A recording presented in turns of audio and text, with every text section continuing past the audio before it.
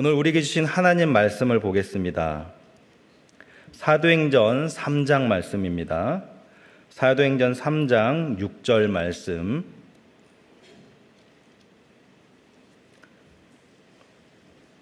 사도행전 3장 6절 말씀을 제가 봉독하겠습니다.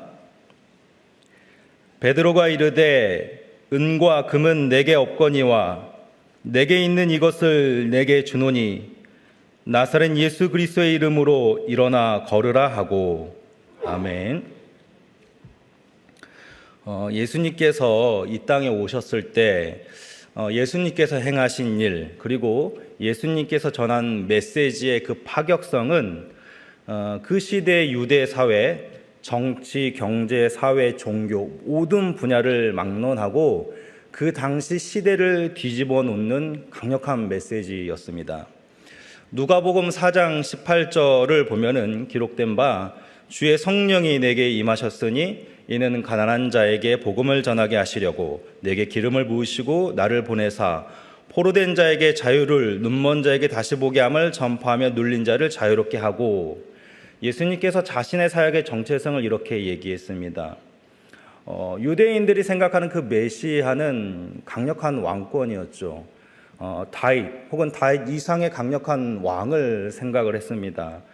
그렇기 때문에 신적인 권능을 가지고 오신 예수님의 입장에서는 그분이 가지고 있는 힘, 능력으로는 얼마든지 그들이 원하는 왕의 모습, 그리고 그 시대에 로마라는 그 거대한 세력에 억눌려 있는 이 자신의 백성들을 더 높이 세울 수 있는 힘을 가지는 그런 왕으로서 사실 수 있었죠. 그 시대 그 사회가 바라보는 정복자가 되실 수 있으셨지만 그분은 어떻게 사셨습니까? 철저하게 종으로 사셨습니다. 이것이 굉장히 큰 파격입니다.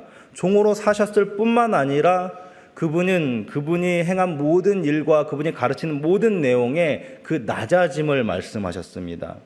그것이 하나님께서 원하시는 거였고 그것을 철저하게 실행하시면서 오직 하나님의 말씀이 무엇인지, 그 하나님의 말씀에 담긴 사랑이 무엇인지를 전하기 위해 힘쓰셨습니다. 그래서 그것이 그 시대의 파격이었습니다. 그러나 그것이 기독교의 근간이고 신자가 따라가야 할 모범이라는 것을 우리는 성경을 통해 배우고 있는 것이죠. 그래서 우리가 사도행전을 보면서 사도행전을 통해 무엇을 배우냐면, 그렇게 낮아짐을 말씀하셨고 하나님의 사랑을 온몸을 다해서 가르치셨던 그 예수님께서 그 메시지와 그 행함이 이제는 어떻게 결실을 맺는가를 우리는 보게 되는 것이죠. 예수님을 따랐던 그 제자들이 어떻게 예수님의 말씀대로 증인된 삶을 살았는가의 그 행적을 소개하고 있는 것이 사도행전입니다.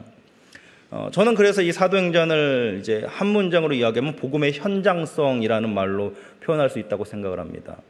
죄인된 인간이 하나님의 놀라운 긍휼과 은혜로 인하여서 의롭다함을 받았을 때, 실제로 우리는 의로운 존재가 아님에도 불구하고 하나님이 의롭다 하실 때, 그러면 이제 우리가 살아야 할 그 최우선의 과제는 무엇입니까?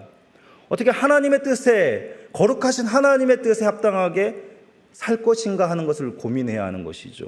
무엇을 위해 살아야 하는가의 그 표본과 모델이 바로 이 사도행전에 기록되어 있는 겁니다. 그래서 이 예수님의 그 가르침의 결실이 어떻게 나타납니까? 한마디로 표현하면 제자됨입니다. 너희가 제자가 되어서 내가 가르친 내용에 대하여 증인이 되라 하신 것이 예수님께서 말씀하신 마지막 사명이었죠. 그러니까 이 하나님 나라의 그 일이 이 땅에서 어떻게 결실을 맺고 그것이 어떻게 이루어지는가의 그 핵심이 이제 제자들의 삶을 통해서 나타나야 하는 겁니다. 그러니까 이제 예수를 믿는다고 하는 것은 결국 내가 자리한 이 삶의 저변, 이 삶의 자리에서 천국에 대한 증인의 역할을 하는 겁니다. 천국에 대한 천병의 역할을 하는 겁니다. 그게 예수님께서 가르치는 내용의 전부예요. 다른 내용이 없는 겁니다. 그렇게 살라고 하셨습니다. 내가 가르친 대로 살아라. 내가 가르친 것을 증거하는 삶을 살아라. 거기에 더 붙일 내용이 없는 겁니다. 그래서 복음은 무엇보다 살아냄을 전제로 하는 것이죠. 그렇게 살아가는 모습이 없을 때 기독교는 형식을 가장한 폭력적인 종교가 되는 겁니다. 소리만 무성한 무능한 자들이 집단이 되는 것이죠. 적어도 사도들과 당시 그 초대교회가 이해했던 복음은 그런 것이었습니다. 살아내는 것. 예수님께서 가르쳐 주신 대로 살아내는 것이 그들이 이해한 복음이었다는 겁니다. 2000년 전이나 2000년 전에 그 예수를 실제로 본 제자들이나 실제로 예수님을 보지 못한 오늘 우리나 하나님의 그 말씀 앞에서 모두 동일한 은혜와 능력을 힘입고 살아가고 있습니다. 차이가 없습니다. 그래서 우리는 이 사도행전의 제자들의 그 행적, 삶을 주목해야 하는 것이죠. 예수님이 그들 가운데 있다가 하늘로 올라가셨을 때 그들은 초조해하고 두려워했는데 그 겁쟁이들이, 그렇게 나약한 자들이 어떻게 예수를 십자가에 못 박으라 외쳤던 그 흉폭한 소리가 가득한 예루살렘을 회심의 장소로 바뀌어냈는가? 이렇게 어떻게 수많은 사람들 앞에 서서 너희들이 주와 그리스도 되신 예수를 죽였다라는 그 강력한 메시지를 선포할 수 있었는가를 우리 한번 생각을 해봐야 하는 것이죠. 그들과 오늘 우리가 믿는 예수가 동일하고 능력 주시는 하나님이 동일하다면 오늘 우리도 이 시대에 그런 모습으로 살아갈 수 있어야 하는 것은 아닌가, 이 질문을 던져보는 겁니다. 그런데 사도행전은 그런 제자됨의 삶의 핵심을 무엇으로 얘기하냐면 여전히 그 예수가 너희와 함께 계시다라는 것을 전제로 얘기합니다. 아니, 분명 제자들은 사도행전 1장에서 눈으로 하늘로 승천하신 예수님을 보았는데 어떻게 예수님이 여전히 우리와 함께 계십니까? 이 질문 속에서 그것이 사도행전 2장에 나온 성령 강림 사건이라는 것을 이해할 수 있는 거죠. 또 다른 보혜사인 성령께서 오셔서 예수님께서 하시던 일 그대로 믿는 자에게 적용시키시고 예수님의 사랑과 은혜를 고스란히 그들이 누리고 넘치도록 부어주심으로써 예수님이 하나님 우편에 계시지만은 성령 안에서 그 예수와 우리가 여전히 함께 있다는 것을 날마다 경험하고 사는 것, 그것이 2000년 전의 제자들의 삶이고 동시에 오늘날 이 땅을 살아가는 신자들의 삶에 여전히 드러나는 하나님의 능력이고 사랑이라는 것을 우리가 계속 경험하고 사는 것이 제자됨의 내용이다라는 것을 보는 겁니다. 그렇게 예수님의 그 은혜를 힘입어서 성령 안에서 우리가 눈에 보이는 예수는 없지만 지금도 예수님의 나와 함께 하신다는 것을 경험한 사도들의 그 행함의 결과, 그래서 사도행전 2장에서는 결론을 두 가지로 내죠. 첫째는 이날에 신도의 수가 3,000이나 더하더라. 둘째는 날마다 마음을 같이하여 성전에 모이기를 힘쓰고 하나님을 찬미하며 또 온 백성에게 칭송을 받으니, 그들의 삶을 통하여서 그들이 살아가는 모습 무엇입니까? 예수님이 가르친 대로 행하니까 백성들이 칭송을 하는 겁니다. 그 결론을 그들이 보는 것이죠. 예수를 믿는 것이 부끄럽지 않은 거예요. 물론 여전히 외부적인 두려움, 환경적인 어려움은 있지만 적어도 그들은 그 상황과 환경, 그 두려움에 굴복하지 않았고 삶으로서 우리가 어떻게 예수의 증인이 될 것인가라는 것을 보여주면서 그 예수의 증인된 삶을, 그 길을 걸어갔다는 것이죠. 이들이 갑자기 믿음의 큰 용사가 되었기 때문이 아니라 여전히 그들의 연약함을 돌보시고 그들의 약함을 위하여 눈물로 간구하시던 주님의 은혜가 있기 때문에, 성령 안에서 그 은혜가 여전히 그들 안에 있기 때문에 그들은 그렇게 신자로서 제자가 되어갔고 교회는 그렇게 복음의 증인이 되어갔다라는 것을 사도행전이 이야기하고 있는 겁니다. 그래서 이제 3장으로 넘어왔을 때 오늘 우리가 읽은 이 안진뱅이를 고친 사건은 그냥 단순히 어떤 치유의 역사가 일어서 병자가 고쳐졌다라는 그런 단순한 사건이 아니라 예수가 이 땅에서 직접 행하시던 그 일이 예수님이 승천하신 후에도 제자들을 통해서 나타난다는 것을 보여주는, 다시 말하면 제자로서 살아갈 때, 하나님의 나라의 증인된 삶을 살아갈 때 하나님께서는 당신의 자녀들에게 예수님이 하시던 일, 그 일의 그 동일한 역사, 그 동일한 은혜를 보여주시면서 여전히 증인으로서 살아갈 힘을 공급해 주신다는 것을 보여준 사건이 오늘 본문의 사건이라는 겁니다. 우리는 오늘 본문에서 두 인생을 주목해 봅니다. 하나는 안진뱅이고 하나는 베드로입니다. 2절에서 언급했듯이 이 안진뱅이는 나면서 걷지 못하게 된 사람입니다. 나면서 걷지 못하게 되었다라는 것은 변명의 여지가 없는 거예요. 완전 불구다라고 이야기하는 겁니다. 단 한 번도 평생 걸어본 적이 없는 사람이다라는 것을 얘기하고 있죠. 이 나면서 못 걷게 된 사람을 이제 한 장 넘겨서 4장 22절을 가보면 40여 세나 되었더라 라면서 그 나이를 기록하고 있죠. 그러니까 40년 동안 장애를 가지고 살아갔습니다. 근데 이 40년 동안 이 사람이 걷지 못하는 장애를 가지고 살았다라는 것은 이 드러난 한 병의 문장보다는 더 숨겨진 사실이 있죠. 오늘 이 사람은 구걸을 하였다고 말합니다. 성전에 들어가는 사람들에게 구걸하기 위해서 날마다 미문이라는 성전 문에 두는지라 이렇게 기록하고 있습니다. 날마다 구걸하였다는 겁니다. 하루도 쉬지 않고 구걸하였다는 겁니다. 걷지 못하는 장애를 가졌기 때문에 분명 정상인과는 다르겠죠. 정상인지 할 수 있는 삶을 살 수 없었겠죠. 그럼에도 불구하고 구걸을 해야 한다는 것은 걷지는 못해도 살아있는 존재가 되기 위해서, 살아남기 위해서 선택한 삶의 수단이 매우 비참하다는 겁니다. 선택의 여지가 없는 거예요. 멀쩡하다면, 몸이 멀쩡하다면 내가 선택을 해서라도 삶의 방식, 삶의 수단을 선택하겠지만은 이 사람에게는 선택할 수 있는 다른 게 없어요. 그냥 구걸하는 것이 자신이 살아남기 위한, 나는 그래도 살아있는 존재입니다 라고 말할 수 있는 유일한 수단이라는 겁니다. 아마도 이 사람은 태어날 때부터 스스로 할 수 있는 것이 아무것도 없었을 겁니다.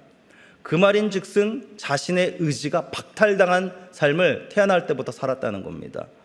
자라면서 주위의 환경과 상황이 자극되는 순간에 무엇이 보였겠습니까? 차이입니다. 차이. 저들은 걷는데 왜 나는 걸을 수 없을까의 그 차이. 그런데 시간이 지날수록 이 차이는 어떻게 나타나냐면 차별로 나타나는 겁니다. 인생의 수준, 인생의 형편이 만들어내는 그 차별을 온몸을 통해서 받아내는, 그래서 사십목도록 뼈저리게 그 차별이 무엇인지를 경험했을 겁니다. 차이가 차별이 되는 건 정말 슬픈 일이죠.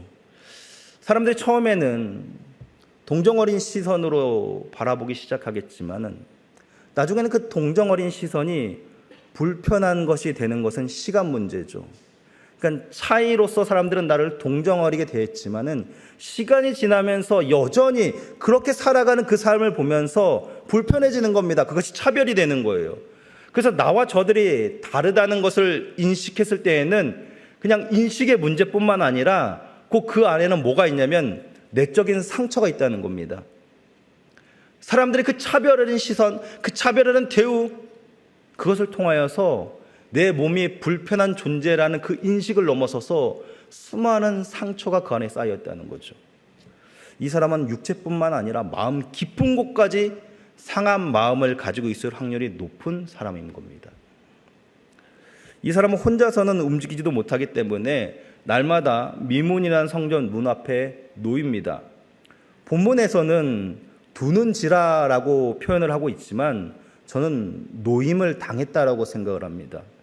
성전 문 앞에 놓이다, 노임을 당했다라고 생각을 합니다. 이 표현이 더 맞는 것 같아요. 왜냐하면 그렇게 사는 것이 자신의 의지가 아니기 때문입니다. 선택할 수 없는데 어떻게 그것이 자신의 의지가 되겠습니까? 자발적으로 한 선택이 아니라 그렇게 살 수밖에 없기 때문에 사람들이 그를 메고 성전 미문 앞에 두지만 결국 그것은 노임을 당하는 거죠. 거기 앞에. 어쨌든 본문에서 두다라는 이 표현은 미완료 시제를 사용하고 있어요. 무슨 말이냐면 과거부터 현재까지 계속 그 행동이 반복되어졌다는 것. 그것은 다시 말하면 현재부터 미래도 계속 그렇게 살아가야 한다는 것을 전제로 하고 있는 거죠. 언제부터 이 사람이 구걸했는지는 알 수 없지만 이 구걸하는 삶의 그 내용은 적어도 죽기 전까지는 이 사람은 계속 구걸을 해야 한다는 것을 암시하고 있는 겁니다. 끝나지 않는 고통의 굴레 속에서 이 사람이 안진뱅이로서 구걸하고 있는 겁니다. 나면서 걷지 못하는 것도 자기의 의지에 반하는 내가 바꿀 수 없는 인생의 굴레였는데 평생 그렇게 구걸하면서 살아야 하는 것조차도 그 삶의 방식, 그 수단조차도 내 마음대로 할 수 없는 끝나지 않은 과거, 현재, 미래까지 내가 죽기 전까지 그렇게 살아야 하는 비참한 고통의 굴레로 칭칭 동여 매어 있는 겁니다. 얼마나 비참한 인생입니까? 그러면 사람들은 이 안진뱅이를 어떻게 생각했을까요?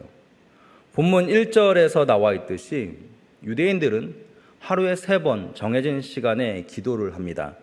성전에 올라가서 기도를 합니다. 그리고 이 미문이라고 하는 장소는 성전을 향해 올라갈 수 있는 여러 문들 가운데 하나인데, 그 문들 가운데서도 사람들이 가장 많이 지나치는, 사람들이 가장 많이 이용하는 문입니다. 미문이라는 이름에서도 알 수 있듯이 아름답고 휘황찬란한 금과 은의 여러 장식들이 가득한 그런 문이었다고 합니다. 그러니까 이 안진뱅이가 미문 앞에 자리를 잡았다는 것은 가급적이는 내가 많은 사람들이 있는 곳에 노출되어서 그 많은 사람들에게 구걸을 하겠다라는 최선의 방법이었던 거죠. 얼마나 많은 사람들이 이 사람을 보았고 또 지나쳐 갔을까요? 아마도 이 사람에 대한 소문은 예루살렘 안에 사는 사람들이라면, 혹은 미문을 통해 성전에 올라갔던 사람들이라면 대부분 알고 있었을 겁니다. 지역의 명물이라고 하죠. 야, 너 그 사람 봤어? 아니 뭐 하루도 빠지지 않고 거기에 있던데? 야, 어떻게 그럴 수 있지? 사람들의 입에 한 번쯤은 오르내렸을 것입니다. 그러니까 자신의 의지와 상관없이 그 사람은 그 지역에서 지역의 명물이 된 거죠. 한두 번은 그래도 불쌍한 마음으로 사람들이 도왔을 겁니다. 그것이 선이든 혹은 율법이 그렇게 하라고 가르쳤기 때문이든 한두 번쯤은 사람들이 적선을 했겠죠. 하지만 시간이 흐르고 반복되면서 여전히 구걸하면서 그렇게 비참하게 앉아있는 그 사람이 불편했을 겁니다. 아니, 미문인데 아름다울 그 장소에 왜 저런 인간이 계속 있는 거지? 불편했을 겁니다. 성전을 향해서 올라가는데 그 사람에게 뭔가라도 하지 않으면 안 될 것 같은 그 마음이 계속 불편하게 작용했을 겁니다. 그러니까 사람들은 점점 그 사람을 불편한 존재로서 차별적으로 대하기 시작했을 겁니다. 근데 그것보다 더 무서운 것은요, 그렇게 불편해서 눈살을 찌푸리는 것도 차츰 시간이 지나면서 사람들의 시선에서, 그들의 생각에서 잊혀졌을 거라는 겁니다. 그 사람은 매일 같은 시간 같은 자리에서 존재하지만 누구도 이제는 그 사람을 의식하지 못하고 보지 못하는, 존재하지 않는 사람처럼 대했을 가능성이 높아요. 예루살렘 안에서 그 사람은 이렇게라도 살아있음을 외치는데 실제로는 아무도 그를 기억하지 않는, 살아있지 않은 존재가 되어버리는 것이죠. 참 아이러니합니다. 성전이라 함은 만유의 주제이신 하나님, 그 하나님은 사람을 높이시기도 하고 낮추시기도 하고 살리시기도 하고 죽이시기도 하는 주권자, 생명의 주인이신데, 그 하나님의 계신 곳이 성전인데, 그 입구에, 그 성전을 향해 올라가는 그 입구에 생명이 없는 자가 있는 겁니다. 같은 이스라엘인인데도 그는 40평생 성전을 향해 서지 못하고 성전을 뒤로 한 채 앉아 있습니다. 생명의 원천이신 하나님을 경배하러 가는 길목에서 누구도 이 생명이, 생동성이 사라져가는 인생을 어찌하지 못한다는 것만큼 이 아이러니가 있겠습니까? 우리는 이 내용을 보면서 교회와 신앙의 목적이 어디에 있는가를 한번 진지하게 고민해 봐야 합니다. 예수님도 강도 만난 이웃에 대해서 이야기하실 때 그 이야기에 누가 등장합니까? 제사장과 레위인이 나오죠. 이 둘은 위치에서나 또 하나님의 말씀을 안다는 것에서나 강도 만난 자를 돌봐야 합니다. 그러나 그 두 사람은 이 강도 만난 사람을 피해갔습니다. 예수님께서 이 땅에 오셨을 때 받은 비판의 내용이 무엇이었습니까? 매일 죄인들을 가까이 한다는 겁니다. 창기, 세리, 병자들, 당시 유대 사회 기준에서는 사람들에 의해서 꺼리낌을 받고 죄인 취급받던 자들을 가까이 한다고 비난을 받았습니다. 하나님의 백성이다, 하나님의 말씀을 안다고 하는 자들이, 하나님의 계명을 온몸을 다해 지킨다고 하는 자들이 가득한 이 예루살렘에서 그 성전을 향해 나아가는 길목에서 석화처럼 고정되어 풍경이 되어버린 이 사람을 아무도 관심 갖지 않고 어찌할 수 없다는 것은, 과연 이 예루살렘이 하나님을 믿는다는 것이, 율법을 지킨다는 것이 무슨 의미인가 생각을 해봐야 하는 것이죠. 중간기라고 하죠. 이제 예수님 당시에 그 유대의 상황은 이미 영적으로 방향을 상실한 시대였습니다. 그냥 허울뿐인 명목만 가득한, 하나님의 백성이라는 허울만 가득한 그런 시대였습니다. 왕, 제사장, 선지자, 이 삼중직은 이스라엘에 있어서 굉장히 중요한 자리입니다. 그런데 이스라엘은 정치적으로 속국이 되어서 왕이 있을 수 없는 상황이었죠. 선지자로 그들 가운데 말씀하시던 하나님께서 이 중간기 시대에는 어떤 선지자도 일으키시지 않고 침묵하셨습니다. 그 후에 세례 요한이 일어나서 회개하라는 메시지를 보냈지만은 그 세례 요한의 메시지를 배척했죠. 그나마 있던 제사장직은 이미 돈으로 사고 팔 수 있는 권력의 도구가 되어버린 지 오래였습니다. 하나님께서 모세를 통해서 아론 계열에서만 대제사장이 될 수 있다라는 그 말씀, 그 룰이 깨어진 지 오래였습니다. 돈으로 대제사장직을 사는 겁니다. 이미 이 유대 사회가 철저하게 영적인 침체 앞에서 무너져 있는데 아무도 그것을 모릅니다. 아무도 그것을 보지 못해요. 성전은 명목상의 기능만 하는 그냥 건물일 뿐이에요.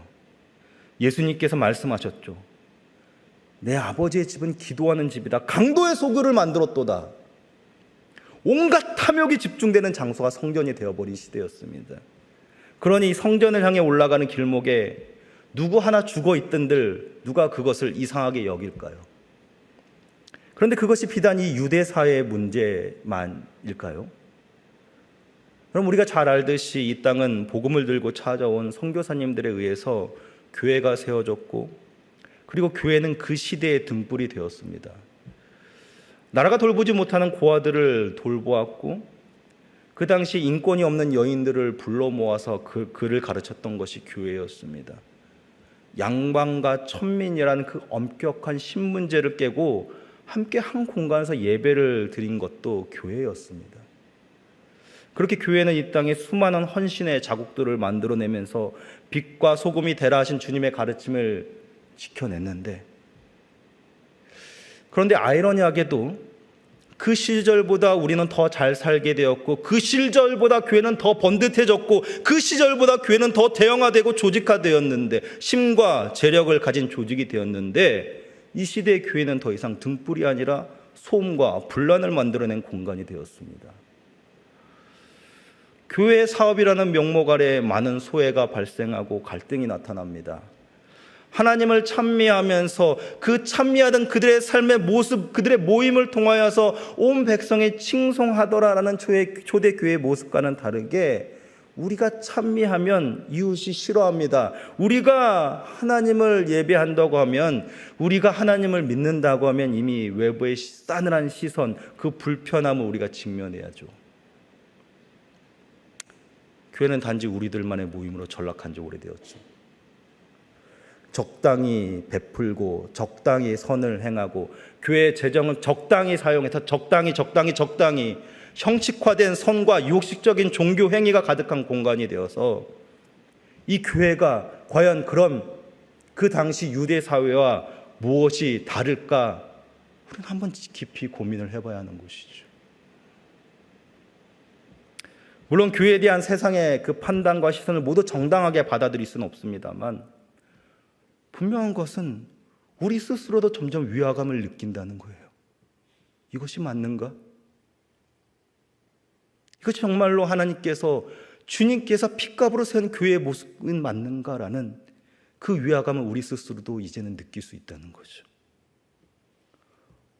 오늘 얼마나 많은 교회들이 진리라는 그 명목 아래에서 그 형식적인 터만 세워놓고 종교의 그 행위를 영위해 가는지, 생명의 원천인 하나님이 계신 그 성전, 여기서 살아계신 하나님이 계신 곳입니다라고 그렇게 말하면서도 생명을 상실한 한 존재가 그 미문 앞에 앉아 있음에도 아무도 신경 쓰지 않는 그 모습이 오늘날 우리 교회, 이 땅의 교회의 모습과는 너무 비슷하지 않을까 하는 두려움과 부끄러움이 듭니다. 정치가 부패하면 나라가 망하지만 교회가 부패하면 생명을 잃는 겁니다. 그래서 이 시대에 간절한 것은 무엇이겠습니까? 주님이 가르치신 그 가르침을 살아내는 증인된 제자가 필요한 겁니다. 그것을 우리는 이 베드로와 요한의 모습을 통해서 확인을 하죠. 본문 4절은 이렇게 이야기합니다. 베드로가 요한과 더불어 주목하여 이르되 우리를 보라 하니, 분명 베드로와 요한 역시 이전에도 이 사람을 보았고 이 사람을 알 가능성이 높습니다. 기도하러 성전에 올라가는 행위가 오랜 전통이기 때문에, 유대인들에게 오랜 전통이기 때문에 베드로와 요한이 이 안진뱅이를 몰랐다고 할 수는 없을 겁니다.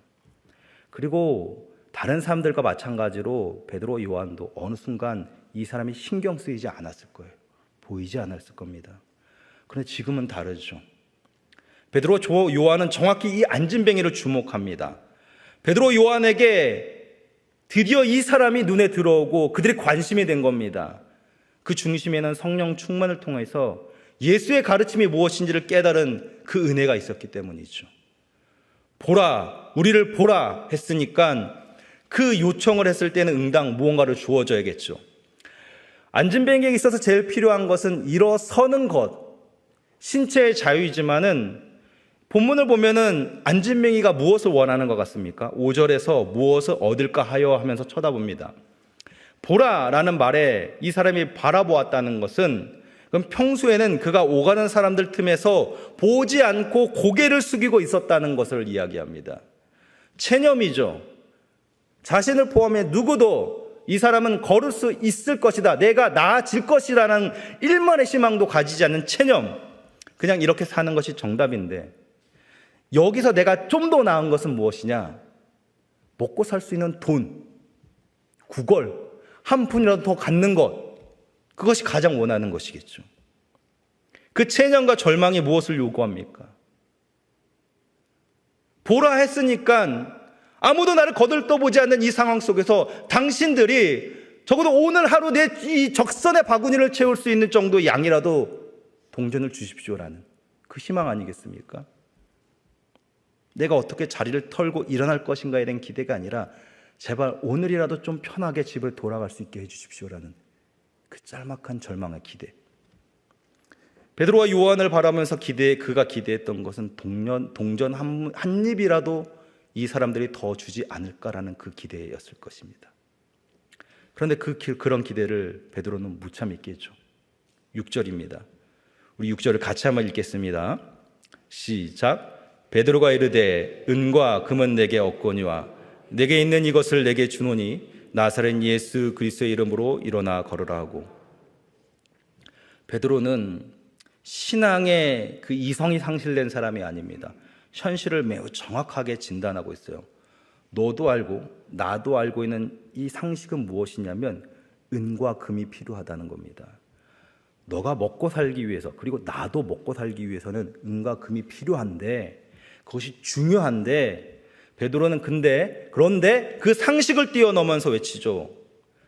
은과 금은 내게 없거니와 내가 줄 수 있는 최상의 것, 그리고 내가 가장 좋은 것이라 확신하는 그것을 너에게 주겠다. 나사렛 예수 그리스도. 이렇게 이야기하고 있는 겁니다. 여러분, 베드로와 요한이 정말로 이 주머니에 이 사람에게, 이 불쌍한 사람에게 줄 수 있는 작은 동전 한 입조차도 없었을까요? 그래서 줄 수 있는 게 없으니까 내가 있는 예수의 이름이라도 주겠다라고 얘기한 것일까요? 은과 금이 내게 없다는 이 말은 적어도 이들에게는 사람의 사는 존재가 되는 진짜 원천이 은과 금이 아니라는 것을 확신하는 고백인 겁니다. 주머니에 동전 작은 한 입이 없는 것이 아니라 진짜 은과 금이 내게 없다는 이 말은 사람이 사는 그 심과 원천은 은과 금이 아니라 오직 하나님의 능력, 예수 그리스도라는 사실을 고백하는 거예요.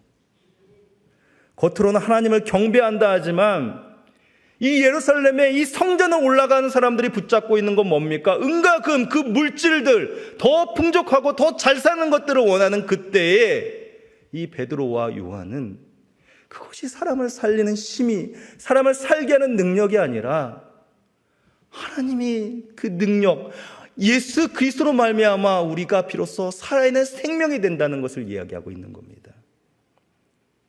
은과 금을 좋아하고 탐하는 온갖 인생들이 득실거리는 그 성전을 향한 그 길목에서 베드로는 은과 금은 내게 없다, 이 말을 통하여서 너가 진짜 살 수 있는 유일한 비결은 오늘 그 바구니를 채우는 동전 몇 푼이 아니라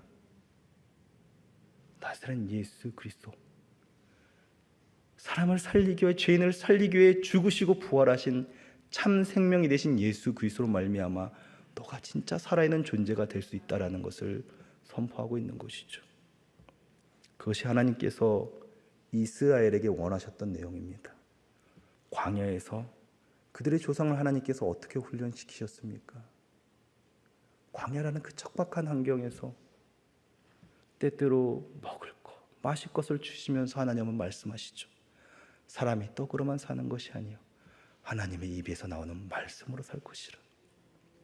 이 진리가 인생을 향한 선포이며 사람을 진짜 생명을 가진 존재로 만드는 진리라는 것을 베드로가 오순절 그 성령이 임한 사건을 통하여서 비로소 깨달은 겁니다. 세상은 그렇게 말할 수 있죠. 은과 금이 전부가 아니라면 무엇이냐? 그것이 힘이고 그것이 세상을 움직이는 모습을 너는 보지 못하느냐? 은과 금이 있어야 사람답게 살 수 있다. 세상을 그렇게 말할 수 있습니다. 그런데 여러분, 그 주장을 가만히 들여다보면 묘한 향수가 일어납니다. 에덴 동산에서 뱀이 하와에게 했던 말, 그리고 광야에서 사단이 주님을 시험했던 그 말과 너무나 비슷한 맥락인 거예요.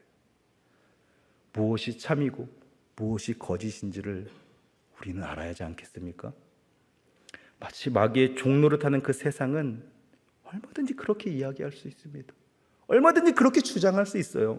중요한 것은 우리가 거기에 속으면 안 되는 겁니다. 우리가 거기에 동화되어서 우리의 현실을 바라보면서 이 비참하고 가난하고 힘든 현실이 돈이 있어야지, 채워져야지만이, 보충되어야지만이 살 수 있다라고 속으면 안 되는 겁니다.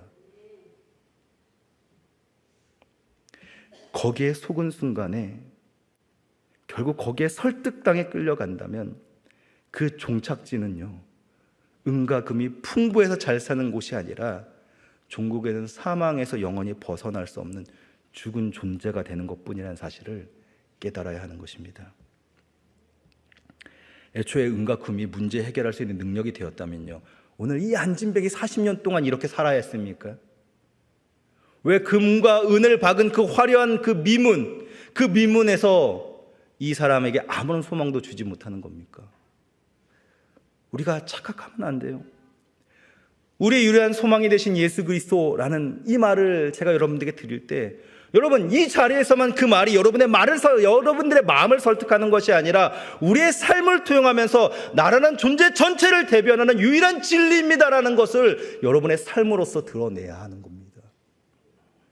은과 금은 내게 없거니와 내게 있는 이것을 내게 주더니 나사렛 예수 그리스도의 이름으로 일어나 걸으라.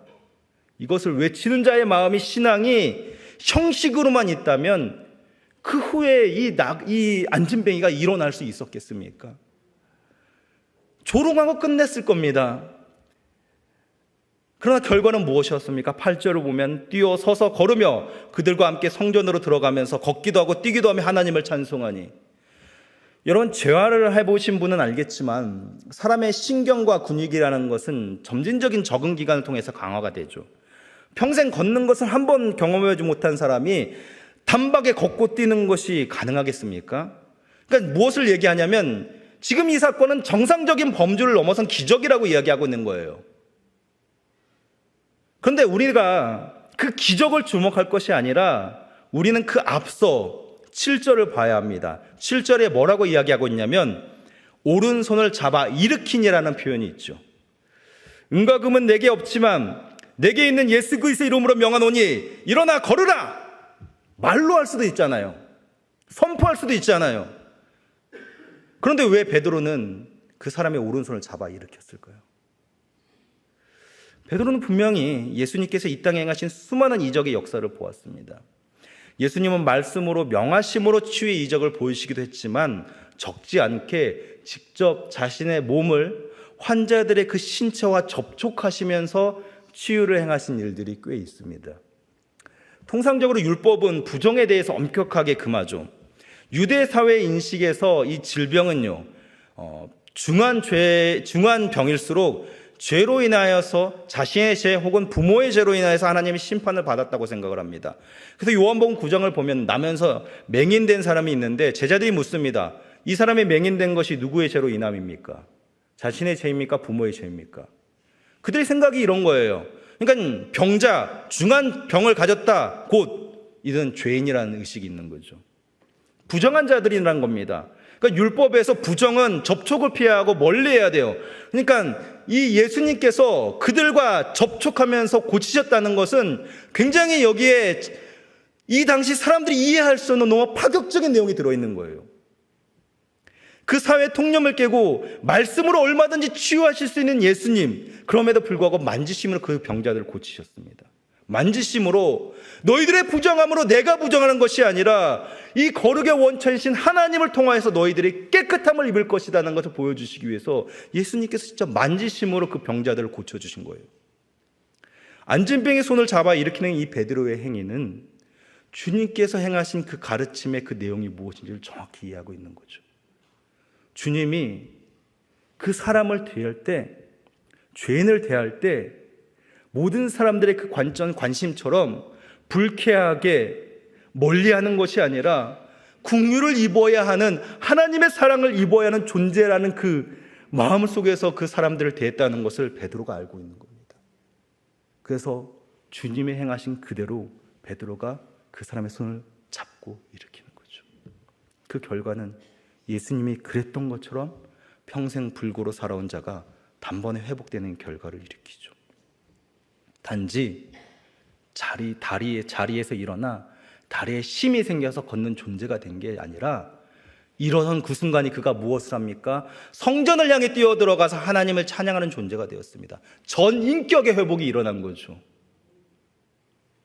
천대받는다, 저급하다 취급받는 그 나사렛 출신, 아니 정말 하다못해 베들레헴도 아니고 어떻게 그 나사렛에서 메시아가 나올 수 있습니까? 라고 하는 그 천대받는 나사렛 출신의 이름, 십자가 가장 치욕적인 자리에서 죽은 그 예수, 자랑할 것이 아무것도 없는 그 나사렛 출신의 예수의 이름을 통하여서 세상이 환호하고 세상이 열광하는 그가 그 은과 금을 이긴 이 사건을 여러분 주목하시기 바랍니다. 이 안진뱅이는 과연 누구입니까? 인생의 구렁텅이에서 좌우 앞뒤 어디로도 벗어날 수 없는 온통 사슬에 얽매서 주저앉은다. 누구도 무엇으로도 그의 인생을 해법을 제시할 수 없는 구렁텅이에 빠진 삶. 사실 그것이 하나님 보시기에 모든 인간들의 모습이라는 겁니다. 사실 그 모습이 우리의 모습이라는 겁니다, 여러분. 성전을 향해 올라가는 그 자들, 나는 멀쩡하다 생각했지만 하나님 앞에서 사실 그 모든 사람들이 이 안진뱅이와 동일한 존재였을 뿐이에요. 주께서 우리에게 십자가의 은혜를 베푸시지 않았다면 우리는 그렇게 평생 영적인 안진뱅이, 육적으로도 무기력찬 자여 살아도 산 것이 아닌 소망 없는 자로 살았어야 했는데, 우리의 존재가 이렇게 주님을 알고 주님의 복된 말씀에 반응하며 예배하는 존재가 되었다는 사실에서 나라는 이 영적인 불구를 일으키신 주님께 모든 영광과 경배를 돌리게 되는 것이죠. 동시에 우리는 베드로 요한이 그랬던 것처럼 주님이 우리에게 제자되어 증인된 삶을 살라고 명령하신 그 명령에 예수의 이름을 믿고 그렇게 헌신하며 살아가는 삶이 어떻게 현실의 벽을 뚫고 나아가는지를 볼 수 있어야 합니다. 사랑하는 성도 여러분, 우리 신앙의 정체성은 주 예수 그리스도로 시작해서 주 예수 그리스도로 끝이 납니다. 우리는 여기에 완전하게 붙들려 있습니다. 그래서 여전히 불완전하고 나약하고 수많은 오점을 남기는 인생을 살아가는 우리일지라도 주님께서는 우리에게 제자가 되라고 말씀하시는 거죠. 세상은 폭주기관차와 같이 종말을 향해 가고 있습니다. 그때는 우리가 그 마지막 때를 전혀 알 수가 없기 때문에 사람들은 여전히 오늘이 영원할 것처럼 살아가죠. 종말이 주님께서 말씀하신 그 마지막 때가 우리가 살아있는 이 시간에 임할 수도 있고 혹은 더 오래 걸려야지 일어날 수도 있습니다. 우리는 알 수가 없죠. 그 간극에서 신자는 자신들이 어떠한 처지에 있는지 모르고 그저 욕망에 붙들려 살아가는 사람들에게 어떤 존재가 되어야하냐면 생명의 신호수가 되어야 합니다. 여기에 생명이 있습니다. 여러분 이쪽으로 오십시오. 여기를 바라보십시오. 여기에 산 생명이 있습니다. 여기에 산 소망이 있습니다 라고 외치는 그 신호수가 되어야 하는 겁니다. 우리는 온 삶을 다해서 그것을 외쳐내는 제자, 증인되는 삶을 살아야 하는 것이죠. 그렇기 때문에 우리의 시선이, 우리의 소망이 제일 되는 그 가치가 은과 금에 묶여 있어서는 안 되는 겁니다. 그것이 필요 없다가 아니라 우리는 그것으로 만족되지 않음을 진실되게 인정하고 고백하는 삶을 살아야 하는 것이죠. 오늘 이 말씀을 붙잡으시고 오늘도 내 삶에 세상 은과 금, 북이 영화보다 귀한 구원의 은혜를 베푸신 주님을 온전히 신뢰하면서 그렇습니다. 주님, 제가 이 한 주도 주님의 증인된 제자의 삶을 살겠습니다. 이렇게 고백할 수 있는 여러분 되기를 간절히 소망합니다.